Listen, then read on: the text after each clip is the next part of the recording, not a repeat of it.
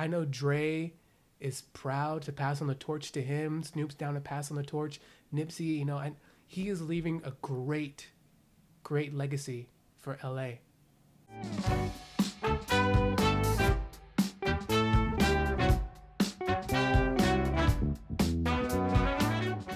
What's up, you guys? Welcome to the Empire Podcast. My name is Antonio the Miles. Welcome. So glad to have you. Yes, you guys can find me at Yeah, That Is Him on Instagram and TikTok. But let's get right into the topic today. And today's topic is Kendrick Lamar's new album, Mr. Morale and the Big Steppers. Yes, ladies and gentlemen, Kendrick Lamar did not disappoint. Once again, he brought Kendrick Lamar's style, swag, and even a little bit more than what you normally expected. And so I just want to talk a little bit about it with you guys and share it. Definitely check it out for yourself, get your own opinions. But man, Kendrick Lamar is Kendrick Lamar. Long awaited album and worth the wait, as they say. And, when you just hear Kendrick Lamar's rap, his cadence, his flow, for me, it's like it sounds like a weapon. Like the way he just attacks and raps, it's like a weapon, like a machine gun. It reminds me of like a machine gun, like da da da da da da da da da da da da da da. That's what his rhymes and his flows feel like, and he still has that. But then he also kind of gives a different, more side to him in this album. I'm honestly not as in deep with his other albums as I am with this one, but in this album, there's a lot of vulnerable songs. There's a lot of vulnerable tracks. Like he opens himself out more, I believe, in this album. Like there's a song that he's got called Father Time, where he talks about being a man growing up without a father and how that affects his own life as a man trying to grow up without a father and how it affects, and it's just like, wow, who's talking about stuff like that? Who's talking about that? He's even got like a romantic song, I guess you could say, like a love song called Purple Hearts featuring Ghostface, who kills it on that track. And it's just nice to hear these things, and Kendrick may not be having like quote unquote, club records and stuff like that, but he's still an MC, still a rapper, and he's still delivering great material. You know what I mean? And the beats are still legit too, you know what I mean? It's just quote unquote not the same, which is fine, because going into my next point is he stands out. He stands out compared to like everyone else. Is kind of like, the mud or the ocean or the earth, and he's like a gopher that sticks out. He's like a rose that sticks out. He's like I was gonna say turtle that sticks out. That's what Kendrick is. He sticks out. His style, his swag, his lyrics sticks out. He sticks out. There's only one Kendrick Lamar, and I know Dre is proud to pass on the torch to him. Snoop's down to pass on the torch. Nipsey, and he is leaving a great legacy for LA, for West Coast MCs, West Coast rap music. He's leaving a great legacy. And you guys can have a different opinion about that, but that's my opinion. He's leaving a great legacy for West Coast hip hop, right? And man, his music is still so thought provoking. His lyrics are just always on point. And one of my favorite songs,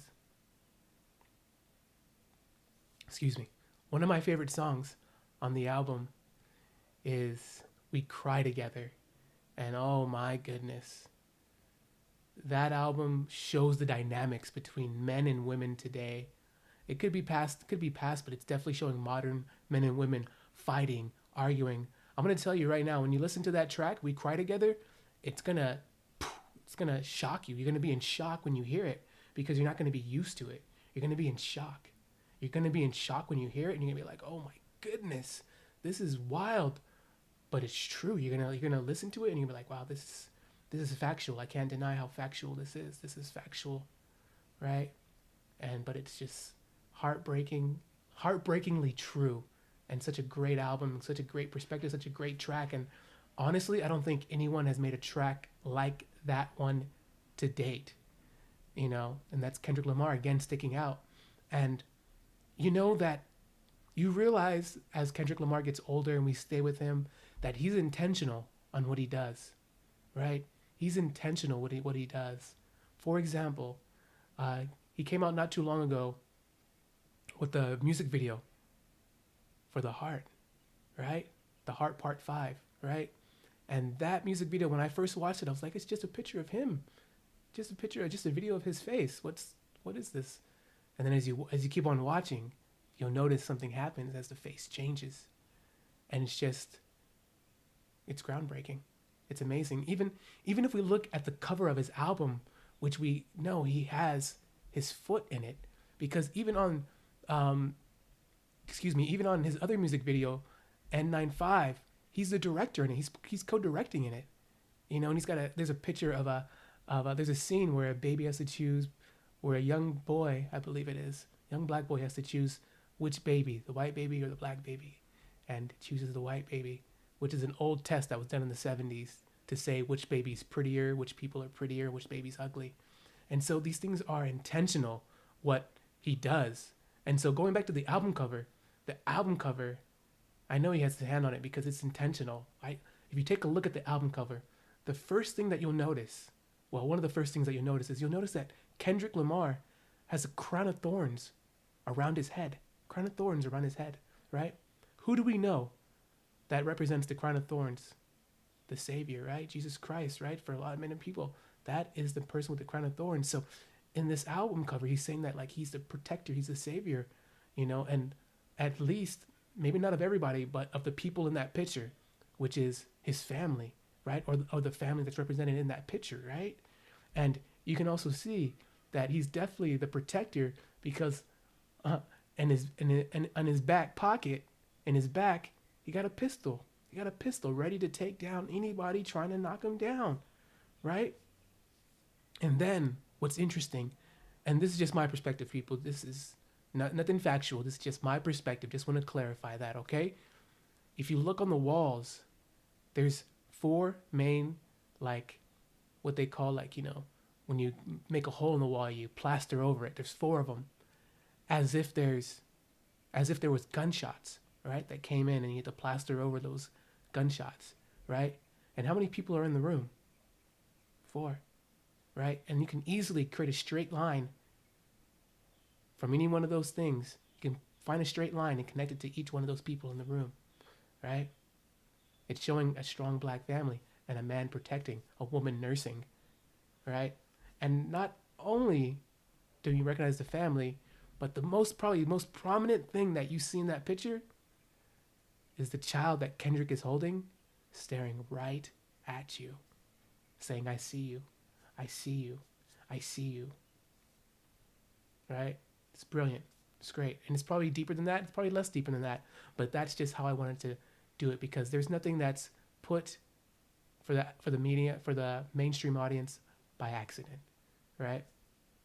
Another thing I want to talk about is that the beats on this album, the music on this album is very diverse. You'll have some trap beats. You'll have some unique beats that'll just transition into other things, and it's just cool. It really and it shows that Kendrick can rap and make music over any type of beat, which makes him a great lyricist, a great writer, a great musician, a great MC. Because not many other rappers nowadays can have that diverse skill to rap over anything. And you'll see Kendrick Lamar in this album just go over anything. Just go over it. And it's just amazing. Amazing. You know? And one of the best questions now is this Kendrick's best album? Is this his best album? I don't know. I'm going to leave that up to you guys to decide. What do you guys think? Write it down in the comments. What do you think this is his best album so far? You know, he better get nominated for Best Album of the Year, at least for the hip hop category. That's just my opinion. Because he says things in this album, like the Auntie song, We Cry Together. You know, it's Kendrick. He was already pushing the envelope, Kendrick already. Not worried about being canceled or anything like that. Now, he's basically take the letter out. The letter's been taken out of the envelope. Like, he has gone amazing. And, you know, he's great, right? One of the first lines that got me when I was listening to the album went something along the lines of, like, I'm not in the music business. I'm in the human business. All my life, I've been social distance. You know, let me say that one more time. I'm not in the music business. I've been in the human business. All my life, I've been social distancing. And it's just like killing it. He's killing it. It was worth the wait. It was worth the wait. And it makes sense listening to this album why Kendrick Lamar won a Pulitzer Prize. The only rapper MC ever in history to date to win a Pulitzer Prize award. And listening to this album makes sense. So I just wanted to talk about Kendrick Lamar's new album with you guys, Mr. Morale and the Big Steppers. I wanted to go a little bit deeper in the name, but I didn't. So maybe you guys can think about that, what do you think the name means and stuff like that.